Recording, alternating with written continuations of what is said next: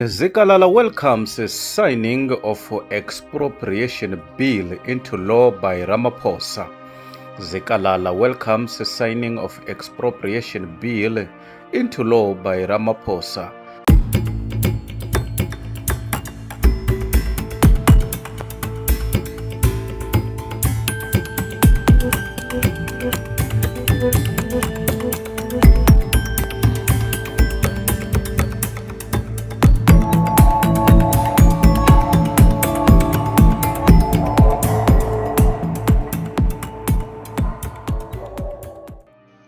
Grinding poverty in the sense that having been dispossessed of your land, your assets,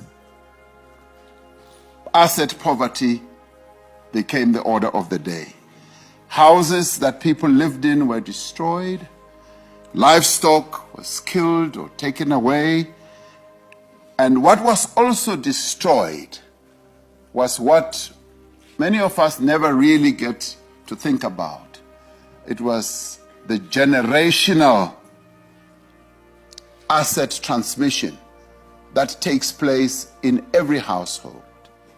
Every family has a generational asset transmission. When your father or mother or parents pass on a generational basis, they pass on some assets that people use to eke a livelihood and to get on economically. Now, that was destroyed because there was dispossession.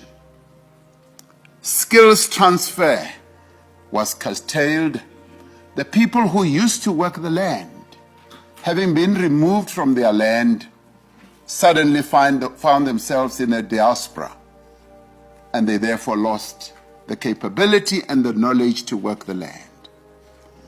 And one of the results of that today is, as much as people are given land that had been taken away from them over many years, when they return to the land, they don't have the skills, because those skills were destroyed.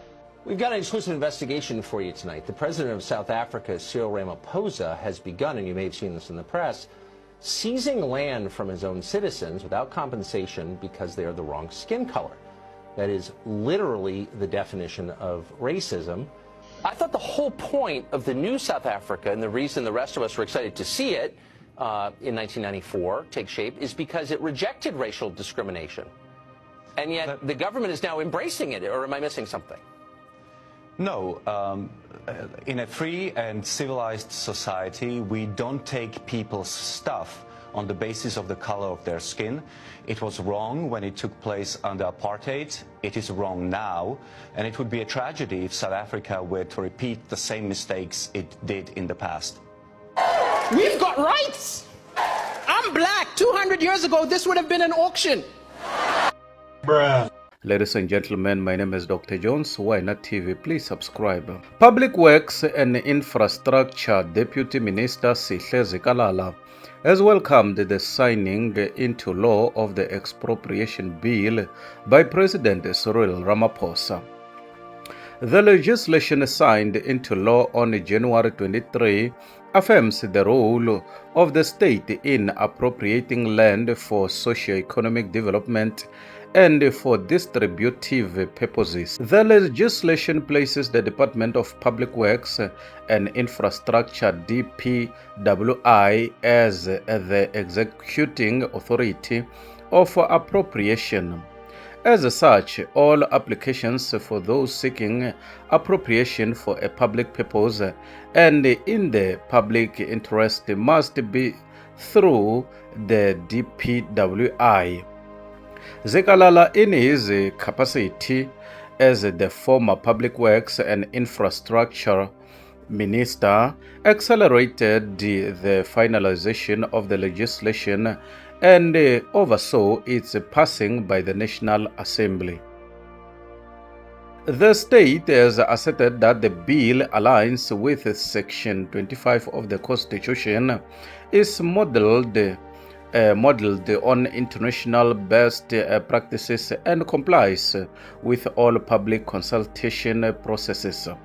Section 25 states that the property may be expropriated only for a public purpose or in the public interest, and it should be subject to compensation, the amount of which and the manner of payment must be agreed upon or decided by a court.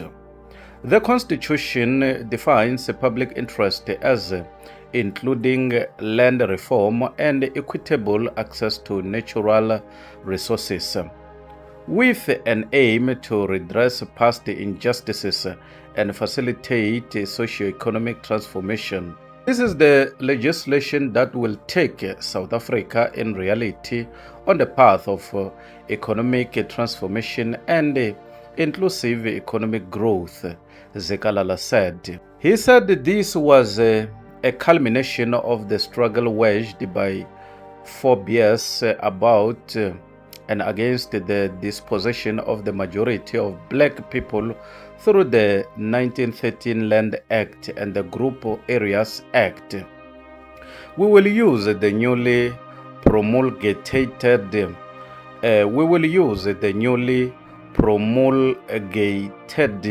legislation to enhance the delivery of infrastructure development programs, industrialization and agricultural reform that improves food security, he added. Ramaphosa has assured that the legislation will be implemented without destabilizing the economic and development prospects of the country. Ladies and gentlemen, my name is Dr. Jones, Why Not TV. Please subscribe. Bye for now till we meet again next time. Subscribe.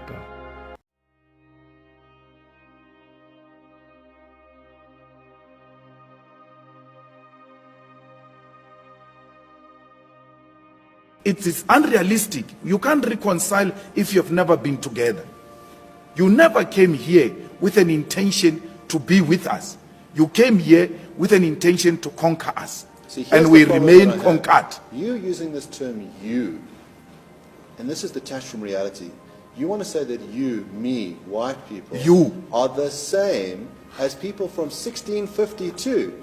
From 350 years ago. You are the same. You want to say it's the same. You are the same. You are the same. There's something,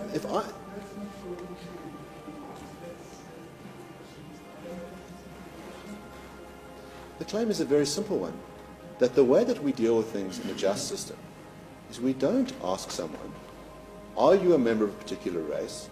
Has that race committed crimes? Yes, that race has committed crimes, therefore you are liable for those crimes.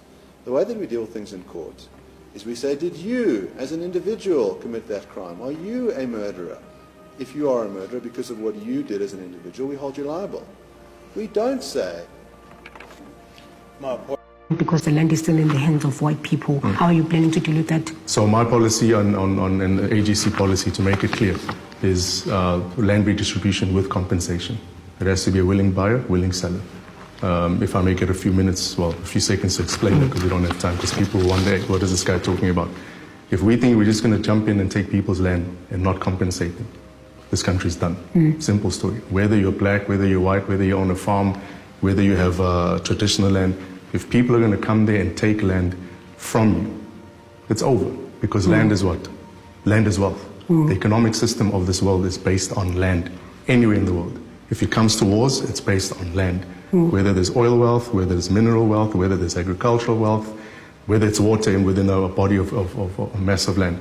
So why I'm saying this is, if we think we're going to shake the system that South Africa fits into, a global economic system, our country will fail. Name me one place in the world where there's been land taken from people and given to other people where it hasn't fallen into obscurity. There are many examples in South America, in Africa, in Asia, that it hasn't succeeded, and it won't succeed in South Africa. So all we're saying is, the way we're going to deal with the land has to be very, very structurally careful, and as much as there's a history. We understand the history. It's a terrible history, land dispossession and all that sort of thing, but we're sitting here now. Everyone has spoken about land redistribution without compensation. Let me tell you, it hasn't happened, and it will not happen. The day it happens, we'll have to pack up and go back to the Stone Ages, because we're not going to succeed. When you say you want Clause 25 of the Constitution to be changed, which makes provision so that it can make provision for expropriation of land without compensation. It doesn't mean you're going to start looting, but that's what we'll be canvassing for. We'll be canvassing in a civilized manner within the law to have the law changed. What is wrong with that?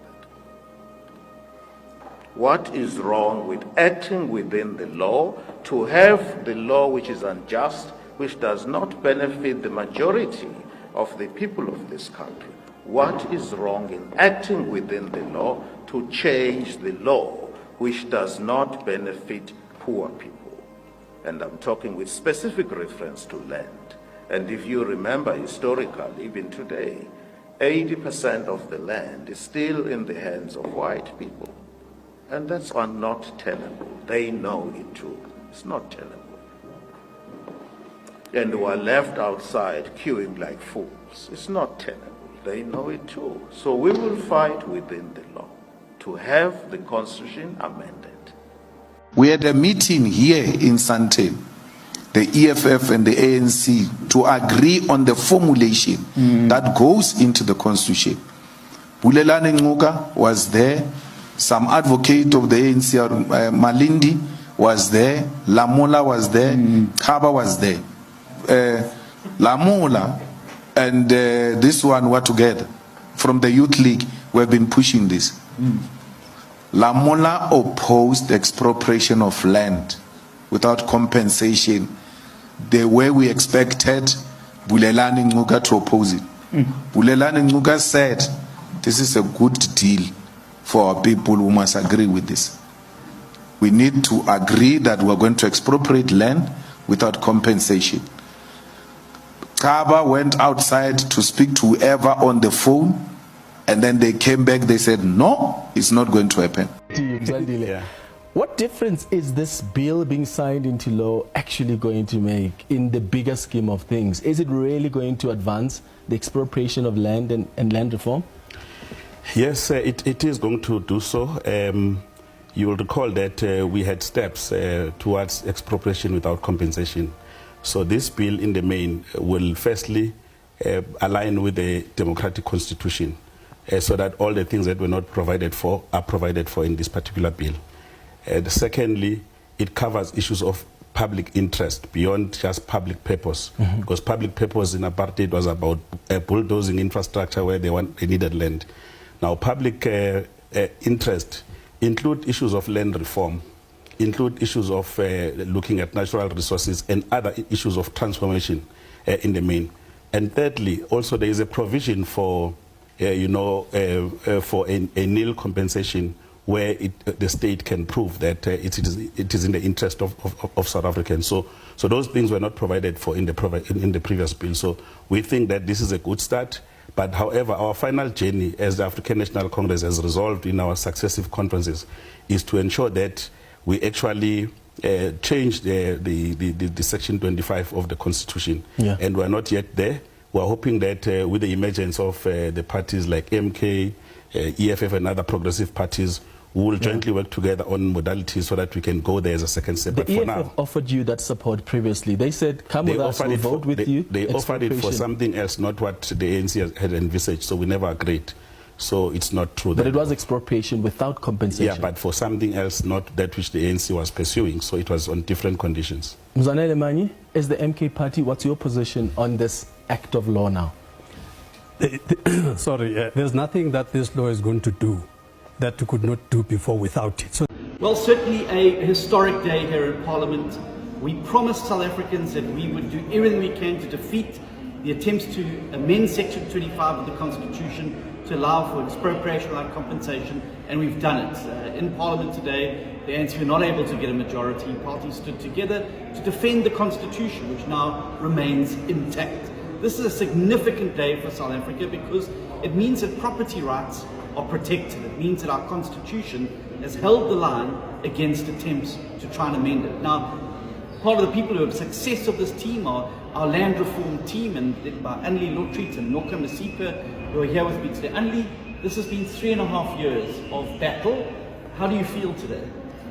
It's mixed feelings because it was such a long process, and I think the important thing is that I realize today we stayed the course. because there were many temptations to just amend something small. But I think in the end, we stood with our values as the Democratic Alliance, and today we can, as you said, assure the people of South Africa our constitution and property rights remain intact. Absolutely, and Noko, you spoke in the Assembly today around what the real impediments to land reform are, and how if we want to get really serious, we've wasted 3 years now with red herrings of amending the constitution. What needs to happen now for us to have meaningful land reform in South Africa? Yeah, thanks, John. I think it was really a very important and historic day today. The truth is that the corruption within the land reform has to stop. Secondly, it is very important that we find a financing institution that are able to really support the land reform properly. At the moment, the emerging farmers, they do not have really the support system that is required from a financing point of view.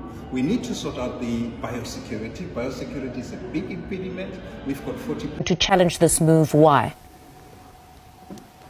Well, firstly, let me say that the Democratic Alliance strongly wants to reiterate our position to the Expropriation Bill, which the President has now signed into law. We are vehemently opposed to that. And while the DA recognizes that the Constitution allows for acts of redress and restitution, including land reform, we have serious reservations about the procedures as well as important substantive aspects of this bill. And as you just said, we are currently in discussions with our legal team to advise us on the road forward, but we will definitely not let it stay there. Mm-hmm. In the absence of legal advice at this point, you speak about important substantive aspects that you are concerned about in that specific bill. Can you share some of those issues that you have? Well, yeah, there are destructive clauses in this bill that will have dire consequences for investor confidence in our country. The bill gives the Minister of Public Works, which in this instance is now a DA minister, but in years to be, it can be someone else, but it gives the Public Works Minister the power to expropriate property in the public interest or for public purpose. But those clauses are not described. It is extremely vague. You can have a different opinion about what that might mean, and I can have a different opinion of what that might mean. So it's extremely vague, and equally as destructive is the provision which dictates that any delay in payment of compensation to the expropriated owner will not prevent the passing of the right to possession to the government. So what this in effect then means is that even where a fee or an amount was agreed, it may result in a de facto nil compensation where payment can be delayed for years whilst the property has already been expropriated. And but as per the law, we're great having you with us today. Good afternoon. So the president is back from the WEF, and his first act was to sign that expropriation bill into law. Your reaction, please, as the ATM. Afternoon to you and the viewers. As a party, we believe that this makes a mockery of the public participation process, where citizens joined the committees of parliament, and the citizens were communicating a very clear message to say land expropriation without compensation. Now, if you read the statement issued by the president today, it's very clear that the expropriation can only happen after no agreement has been reached with the property owner, which means there's no land expropriation without compensation there. What you rather have, the regulations that the president has articulated in this statement, it is to say that if any government entity wants land, they need to negotiate with the property owner, they need to beg with the property owner. Only when there's no remedy or when there's no conclusion, only then do they go to expropriate land without compensation. So that is why, in our view, it makes a mockery of the public participation process, because government needs to do what the people want, not the other way around. You can't have a case whereby citizens go to a public participation process and say land expropriation without compensation, but the government or the president communicates something different. Yes, and Vuyo, that's exactly what I wanted to say. I mean, we've seen ATM as well as a slew of other parties in Parliament have been part of these robust discussions pertaining to this matter. Let's talk about what you as ATM actually proposed in earnest to this particular matter. Firstly, focusing initially on the Johannesburg to Durban corridor. As we grow the economy, we are making it more inclusive through this redistribution. Around 25% of farmland in our country is now owned by Black South Africans. And this has been confirmed by an eminent agricultural economist, Wandile Sihlobo. This brings us closer to achieving our target of 30% by 2030. And he says to me, President, we will have exceeded this target by 2030 because a number of initiatives are now underway to ensure that Black South Africans have access to the ownership of land. In the last 5 years... Ladies and gentlemen, my name is Dr. Jones. Why Not TV? Please subscribe. Bye for now till we meet again next time. Subscribe, please. Don't forget to like and to comment. Thank you very much. Dr. Jones, Why Not TV. Mutsonga wa Shiviri from Limpopo. Goodbye till we meet again next time. Subscribe.